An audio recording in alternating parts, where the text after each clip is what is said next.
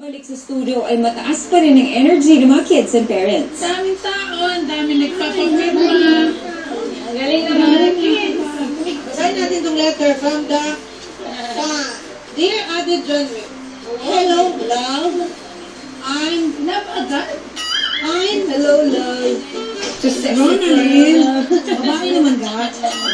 Kaya, ikaw ang naging idol ko sa anak ko yan. Wow. Ikaw lang po talaga ang nakitaan ko ng mama na maganda. Ikaw lang nakitaan ko ng maganda, masipag at talented na mama. Sinungaling to. Sinungaling to siya, no?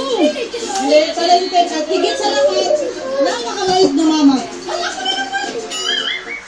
Sa rehearsal area ay sinimulan na naming pag-usapan ni Miss Rochelle ang napanood ng performance ng mga kids. Si Johnny, na kumanta ng Journey song na naman, medyo mahirap-hirap. Pero yan ang niya, comfort zone niya kasi comfortable naman siya kumanta ng mga ganung piyesa eh. Si Johnny kasi talagang pinanganak talaga siyang performer eh. Siya yung talagang best example na hindi nahahalata kung nakakamali siya o hindi. Kasi pag kinakantahan niya ang mga nanonood sa kanya, talagang diretso siya sa mata, and then nakukulangan pa nga siya dun sa stage na feeling ko naliliitan pa siya. Sunod si John Ray. Si John Ray na sumayaw na parang ng professional itong Kita? parang Tsaka nakita ko sa kanya, nag-i-enjoy niya talaga siya. Nako, sure. Hindi ako sure. Baka ako. Hindi. Siya talaga ang pinaghalong sexy at cute. Diba? Na minsan lang ako makakita nun eh. Minsan kay Chris Bernal ko lang nakikita Sexy yung but not daring. Oo. Let's move on kay Sean tayo. Kay siya, natuwa kay siya. Actually, natawa, ganun. Lahat nasa kanya na. Kasi, unang-una, kabisado niya yung ginagawa niya. Sa sobrang kabisado niya sa steps niya, nakakapag-emote at nakaka-ate siya ng tama. At nahihigitan niya talaga na alam niya kung kailan niya i-exage yung emosyon niya. So, yung binubuhat niya yung babae, kahit ito yung babae, ito yung kamay niya, hindi yung maabot. Pero ang cute-cute pa rin tingnan, lalo na nalalaro niya yung abs niya. Galing, no? Gelatin. Ang cute-cute niya, tapos yung mukha niya. Kasi tumitingin ako sa mga tao sa likod, napapasmile niya eh. Okay, let's move on. Kay AJ naman. Si AJ, nakakatawa na siya, nagpapatawa siya habang nagsasayaw. Tapos yung nasabayan niya yung steps ng babae na nag-one leg, and then diretsong split. Nag-front pa nga siya, hindi lang split. Tapos sabay-sabay sa mga lalaki na Chinese get-up naman na nasabayan niya. Actually, siya lang yung dire-diretso. Dancer, sumingit ko, taga-palakpak lang niya. Pero siya talagang dire-diretso siya. Nakakapagod yun, ha? Hiningal siya, di ba? Nakakapagod yung ginawa niya kasi yung iba nagpapahinga siya, hindi. Di ba? Okay, next tayo kay Jenjen. Ito naman, iba naman yung emosyon na pinakita niya sa akin. Napansin ko lang, yung siguro voice control. Like, nag-start siya na yes, mellow. So, biglang, magugulat ka, biglang parang sisigaw. Sa chorus. Pero, medyo, parang shaky rin ng konti. Naririnig ko yung shaky ng voice. Pero, in fairness naman sa kanya, nasa tamang tono naman. Yun lang talaga yung control. Kahit na medyo fierce o rough pa yan, dapat alam mo kung paano i-control yung boses mo. Ano yan? Alam niya ni Johnny. Nakikita ko kay Johnny yung voice control niya. Kay James naman tayo. Nakasayaw siya kanina, pero konti lang. Ako naman para sa akin, he's very conscious, especially dun sa Yung headward na. Oo. Kasi hindi siya comfortable. Tapos hawak siya ng hawak. At isa pa napansin ko na parang lahat planado, lahat kailangan i-act niya. Oo. Para ipakita sa atin na, nafe-feel ko, kunwari. Pero inaarte lang niya. Hindi talaga galing sa puso. Correct. Kaya hindi natin nararamdaman. Sige. Okay. I think meron na tayong decision. Oras na para i-announce ang Yes, go. Pagkatapos namin mag-deliberate, ay pinatawag ko na ang kids and parents upang i-announce ang aming naging desisyon. Kids and parents, first, gusto ko muna kayo congratulate for a job well done.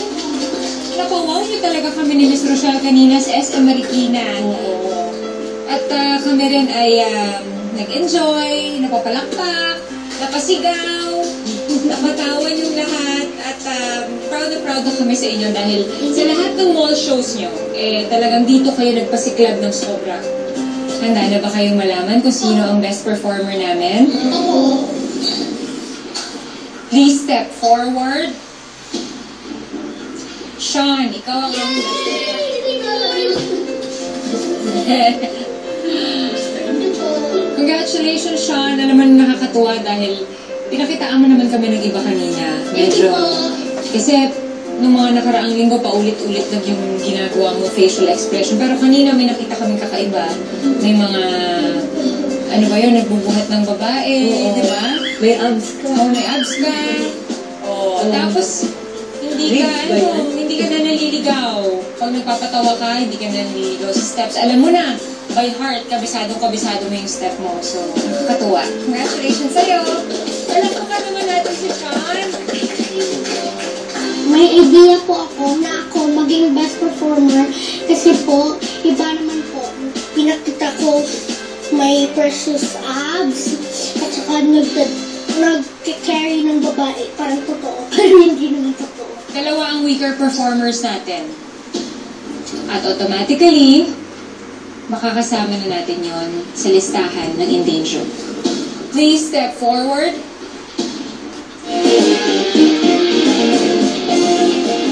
Dalawa ang weaker performers natin. Please step forward. James, ikaw ang aming unang weaker performer. Alam namin na mahirap sumayaw habang kumakanta. Pero ang problema talaga namin ni Miss Rochelle, hindi mo siya ginagawa by heart. Parang ina-acting mo lang lahat ng mga nangyayari. Siguro dahil first time mo mag-perform ng kumakanta habang sumasayaw, Miss Rochelle. Oo, baka gano'n. That whole acting thing, that was not acting, that was me performing. I think other people should have been there, not me. Sure, I tried my best, pero if it's not the best, then I deserve to be at the bottom. Ang ating next weaker performer ay walang iba kundi si Jen. Please step forward.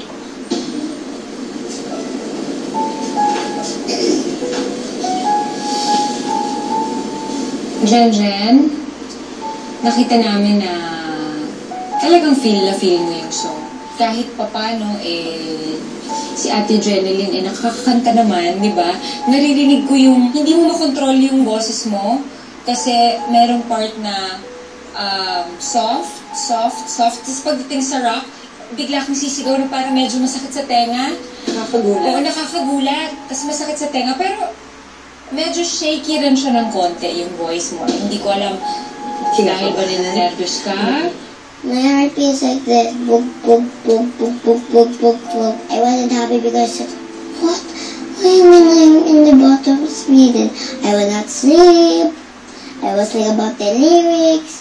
And then my heart will, and I cannot sleep properly. And my heart will beat more than, and it doesn't make me sleep. And it also makes me cry a little because I am in the elimination. James and Jen, pasok kayo sa listahan ng endangered. Bukas, pipili pa kami ng isa pang weaker performer na makakasama nyo sa elimination round. Pag-usayan ninyo ang acting workshop. Pag-usayan nyo ang ating acting challenge. Dahil malaking bagay yun para sa inyo. Sayang naman, palapit na tayo sa dulo. Nakakapanghinayang kung ngayon pa kayo malalaglag. Pagkatapos ng announcements, si AJ, humilid pa sa amin ni Miss Rochelle. Best performer ka ba? Hindi ka namin lagay sa weakest eh. Akala ko lang po na ako yung best performer. Sabi ko ako sa mga judges. Sabi ko po, akala ko po ako best performer. Tapos sabi po ni Miss Jeneline, labang ah. Paglabas sa lounge, si James naghinga ng sama ng loob kay John Ray. Isipin mo, ilang beses na dito sa